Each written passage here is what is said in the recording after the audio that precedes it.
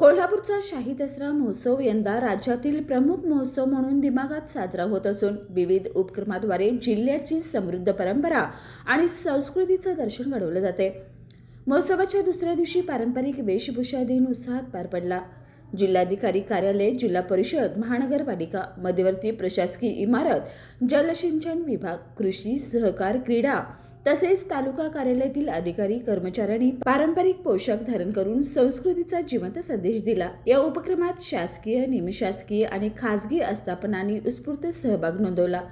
पारंपरिक वेशभूषा ही समाजाच्या इतिहासात श्रद्धा आणि कलांचा दर्पण असल्याचं प्रतिपादन या उपक्रमातून करण्यात आले। साधेपणा, शालीनता आणि अभिमानाचं प्रतीक असलेली कोल्हापुरी वेशभूषा पिढ्यानुपिढ्या चालत आलेला सांस्कृतिक वारसा जपते, असं सहभागींच्या वेशभूषेतून प्रकर्षाने जाणवलं।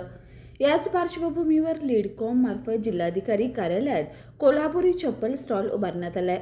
जागतिक पातळीवर प्रसिद्ध असलेल्या आणि अलीकडे GI टॅग मिळालेल्या या चप्पलाची ही माहिती देण्यात आली।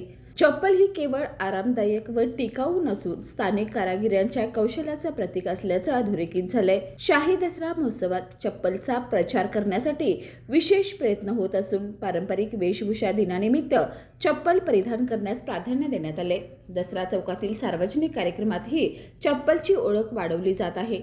या माध्यमातून पर्यटनाला चालना मिळून स्थानिक शिल्पकारांना आर्थिक प्रोत्साहन मिळेल अशी अपेक्षा व्यक्त करण्यात आली।